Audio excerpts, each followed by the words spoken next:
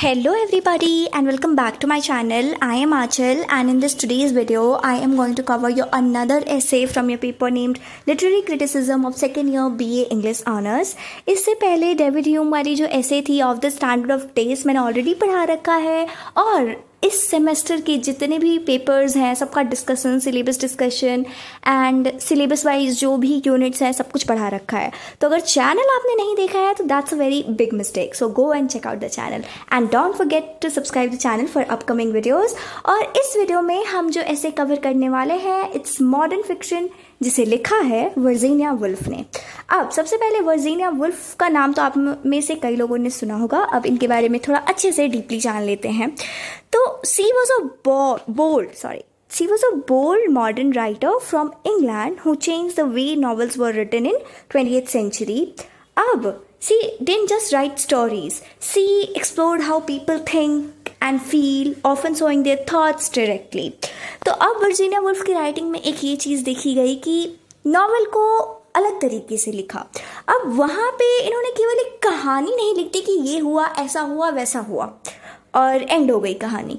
नहीं, अब इन्होंने एक्सप्लोर करा कि किस तरह से लोग सोचते हैं, फील करते हैं, उनकी थॉट प्रोसेस क्या है, एवरीथिंग वो चीज़ देखी गई इनकी राइटिंग में. And Virginia Woolf deeply involve in literature and feminist idea. She was a key member of Bloomsbury group which was a famous circle of artist and writer. अब इनके बारे में बात करें तो her life was filled with emotional ups and downs. और इनकी writing में अब कोई भी पोएट ऐसे ही कोई चीज़ नहीं लिख देता है. there's a reason behind that and वो चीज़ है कि इनके लाइफ में भी काफ़ी अप्स एंड डाउन्स थी. और बैकग्राउंड और कॉन्टेक्स्ट के बारे में इस ऐसे की बात करें तो वर्जीनिया वुल्फ ने इस ऐसे को लिखा था अराउंड 1919 टू 1925. एक ऐसा टाइम जब लिटरेचर काफ़ी बदल रहा था just after World War one. और उस टाइम राइटर्स रूल को ब्रेक कर रहे थे and they were in search of something very new. And जो वर्जीनिया वुल्फ थी she wanted to move away from this Victorian style fiction. अब ये एक ऐसा वे ऑफ राइटिंग था जहाँ पे आउटर डिटेल और प्रॉपर मोरल पे फोकस करा जाता था. And she wanted to move away from this and ये क्या चाहती थी to highlight inner life and truthful experience.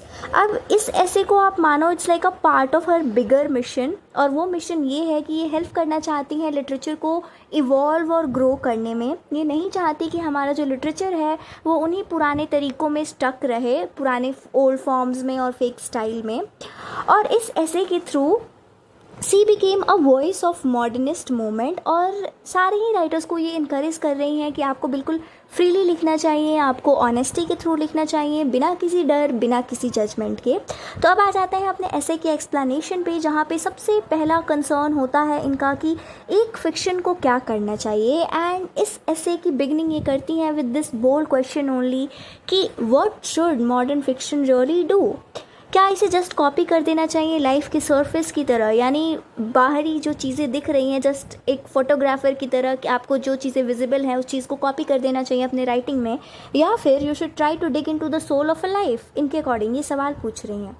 फिर ये ऐसा मानती हैं कि फ़िक्शन को ऐसा नहीं होना चाहिए कि फ़िक्शन जस्ट फॉलो करे पुराने रूल्स और रीडर को इम्प्रेस करने के लिए. Instead it's try to catch life as it really is. यानी जो फिक्शन हम मॉडर्न फिक्शन जो लिखे ऐसा होना चाहिए जहाँ पे आप लाइफ को दिखा रहे हो. ऐसा ना हो केवल एक आप उन सारे रूल्स और ट्रेडिशन को फॉलो कर रहे हो किसी को इम्प्रेस करने के लिए. जैसा लाइफ है हमारा, unpredictable, messy, flowing, emotional, surprising, तो ये चीज़ हमारे राइटिंग में दिखनी चाहिए. इनके अकॉर्डिंग और भी बहुत सारे राइटर्स थे इनके टाइम के जिन्होंने टाइम और एनर्जी दोनों ही वेस्ट करा है कुछ अनइम्पॉर्टेंट चीज़ें और डिटेल्स को लिख के, जैसे मनी, ट्रेडिशन, अपीयरेंस. और ये काफ़ी जेंटली उन्हें क्रिटिसाइज़ कर रही हैं कि आपने मटेरियल थिंग्स पे ज़्यादा फोकस कर दिया और जो सबसे मतलब इम्पॉर्टेंट चीज़ थी वो था deep truth inside people heart and mind. And वो राइटिंग में तो दिखी ही नहीं अकॉर्डिंग टू हर. फिर ये आगे बात करती हैं गुड वर्सेस बैड फिक्शन के बारे में कि सबसे पहले तो अगर आप एक कोई नॉवल लिखना चाहते हो तो इस चीज़ को ध्यान से सुनो. तो ये बोलती हैं कि कोई फिक्स्ड रूल नहीं होता है जो नॉवल को अच्छा या बुरा बनाता है। हर एक राइटर का अपना एक स्टाइल होता है, अपना एक वे होता है, और वो काफ़ी अच्छी चीज़ है। लेकिन एक चीज़ है जो सबसे ज़्यादा ज़रूरी है, वो है ईमानदारी, दैट इज़ ऑनेस्टी। एंड 3 चीज़ें ये बताती हैं। सबसे पहली चीज़ कि एक राइटर को कभी झूठ नहीं बोलना चाहिए। दूसरी, आपको ब्लाइंडली कभी किसी को कॉपी भी नहीं कर लेना चाहिए उसी के तरीके को बिना सोचे समझे। और तीसरी और सबसे इम्पॉर्टेंट बात कि आपको दूसरों को प्लीज़ करने के लिए या पब्लिक में फेम लेने के लिए नहीं लिखना चाहिए। You have to be very honest, if you have to become a good writer. फिर उन राइटर्स का ये काफ़ी रिस्पेक्ट करती हैं जो अपने राइटिंग में प्योर स्पिरिट रखते हैं। इवन उनकी स्टोरीज़ में अगर कोई कॉमन स्ट्रक्चर ना हो, ट्रेडिशन रूल्स ना हो, फिर भी if they have that pure spirit, so see respect that. And ये ऐसा मानती हैं कि एक ट्रू राइटर वही है जिसके पास करेज हो टू राइट फ्रीली, जैसा वो फील करते हैं। इवन ऐसा हो सकता है कि स्टार्टिंग में लोगों को वो कंफ्यूज करे कि क्या ही आपने लिख दिया, अपनी फीलिंग्स को लिख दिया। नहीं, but you should write whatever you feel very freely without the fear of any judgment। आगे ये कुछ पॉपुलर विक्टोरियन राइटर्स को क्रिटिक कर रही हैं। कुछ रिस्पेक्टेड ऑथर्स विक्टोरियन टाइम के, जैसे H.G. Wells, Arnold Bennett, John Galsworthy, बोलती हैं कि इनके वर्क्स काफ़ी फोकस थे आउटर लाइफ पे। ऐसा मानो ये फोटोग्राफर की तरह काम कर रहे थे मोर देन आर्टिस्ट, और इन्होंने जस्ट कैप्चर करा उन चीज़ों को जो विजिबल वर्ल्ड में है। लेकिन एक इम्पॉर्टेंट चीज़ मिस कर दी, that was spark of real life. उन्होंने अपने कैरेक्टर्स में houses, jobs, clothes, social status, ये सब तो डिस्क्राइब करा, बट भूल गए क्या दिखाना, chaos and feelings inside a person mind. अब ऐसा नहीं है कि वर्जीनिया वुल्फ बोल रही है कि she hates them, but she gently argues that modern fiction must go deeper. अगर हम अपने अब मॉडर्न फिक्शन के बारे में बात करें कि हमारी राइटिंग में क्या होना चाहिए, तो ये होना चाहिए, वो काफ़ी डीप होना चाहिए, बियॉन्ड नीड प्लॉट एंड टिडी कैरेक्टर। इससे परे एक कैरेक्टर के दिमाग में क्या चल रहा है, that feeling, that thought, everything we should capture in our modern fiction writing।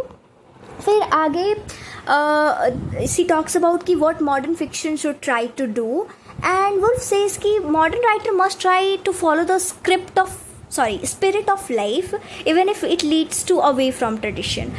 हो सकता है कि अगर आप इस चीज़ को फॉलो करो तो आप ट्रेडिशनल रूल से दूर जा रहे हो, लेकिन आपको ये फॉलो करना चाहिए। और जैसा कि हमारी लाइफ है, हमारी लाइफ में कोई नीट स्टोरी नहीं है, हमें पता नहीं है कि कल क्या हो जाएगा, कल कब कौन सा इमोशनल ब्रेकडाउन हो जाएगा, कल कब हो जाए कि आज की ये चीज़ कुछ यादें बन जाए। तो our life is full of certain thought, broken memories, emotion and interruption, और वो चीज़, बिल्कुल वही चीज़ जैसा हमारा लाइफ है, वो चीज़ हमारे फिक्शन में रिफ्लेक्ट होना चाहिए, दैट ट्रुथ। और किसी भी नॉवल को कोल्ड स्ट्रक्चर में नहीं होना चाहिए, उसे ऐसा होना चाहिए, ऐसा अलाइव, ऐसी चीज़ें लिखो लगे कि वो अलाइव है, flowing with the strange and rich way of our mind actually work. And ये अर्ज कर रही हैं राइटर से कि आपको you have to break free from society's demand and focus करो आप एक्चुअल में फील क्या कर रहे हो, और आपके अंदर वो क्या है, that's real thing, you should write that instead of focusing on what society wants. फिर कुछ राइटर को ये एडमायर भी कर रही हैं, प्रेस कर रही हैं, जैसे James Joyce, because he dares to show raw thoughts and inner reality in his novel Ulysses, even it shocks reader. तो उन्हें ये प्रेस कर रही हैं। फिर बोलती हैं कि ये उनमें से कुछ ब्रेव, मतलब ये जो है राइटर, ये कुछ उन ब्रेव राइटर में से एक हैं जिन्होंने ट्राई करा एक्सप्लोर करना क्या, real movement of human mind, no matter how chaotic it seems. फिर आगे वर्जीनिया वुल्फ बोलती हैं कि हो सकता है कि जेम्स जॉयस की जो राइटिंग है वो काफ़ी कंफ्यूजिंग लगे, लेकिन ये इन्हें एडमायर भी कर रही हैं इनकी ब्रेवरी और इनकी आर्टिस्टिक ब्रेवरी और इनकी ऑनेस्टी के लिए। फिर ये होप करती हैं कि इन जैसे राइटर ही एक होप है कि आगे आने वाली फ़िक्शन को ये ग्रो करेंगे और अपने राइटिंग में दिखाएंगे कि how life really feels inside us. And इस तरह से ये ऐसे ख़त्म होता है with picturing everything what Virginia Woolf wants to be there in the modern fiction. And अगर हम फाइनल थॉट मान लो कहें अ कॉल फॉर फ्रीडम जो वर्जीनिया वुल्फ चाहती हैं उसे समझें, तो वुल्फ एंड्स बाय सेइंग कि कोई भी एक सिंगल तरीका नहीं है कि आपको इस तरीके से फ़िक्शन लिखना चाहिए। बस आपको एक चीज़ ध्यान रखनी है कि आपको फ्रीली जो भी आपके मन में आ रहा है, जो भी आपकी फीलिंग है, उसे लिखो एंड खुद का रास्ता खुद चुनो। फिर ये भी रिमाइंड करती हैं कि लिटरेचर हमेशा बदलता रहता है और हर एक each generation must find a new voice. और फिर बोलती हैं कि जितने भी मॉडर्न राइटर्स आने वाले हैं उनका एक ही ड्यूटी होना चाहिए, that is you have to be honest, you have to be curious and you have to be open to the mystery of a human life. फिर ये बताती है कि फ़िक्शन मेरे लिए केवल ऐसा नहीं है कि it's about teaching a lesson, it's more than that, it's about exploring life truthfully however strange और क्वाइट दैट लाइफ में बी। यानी लाइफ की जो सच्चाई है, एक इंसान किस किस चीज़ों से गुजरता है, दैट ऑल डिस्क्रिप्शन वो अगर फिक्शन में हो तो that makes it great. And बिल्कुल लाइव होना चाहिए उस नावल को जो भी आप लिख रहे हो, एंड कितना भी स्ट्रेंज, कितना भी क्वाइट लाइफ हो, आपको उसे ट्रूथफुली एक्सप्लोर करना आना चाहिए अपने राइटिंग में। And yes, with this all great Mrs this essay end, I really hope आपको अच्छे से समझ आई होगी। And yes, don't forget to subscribe the channel and thank you for watching.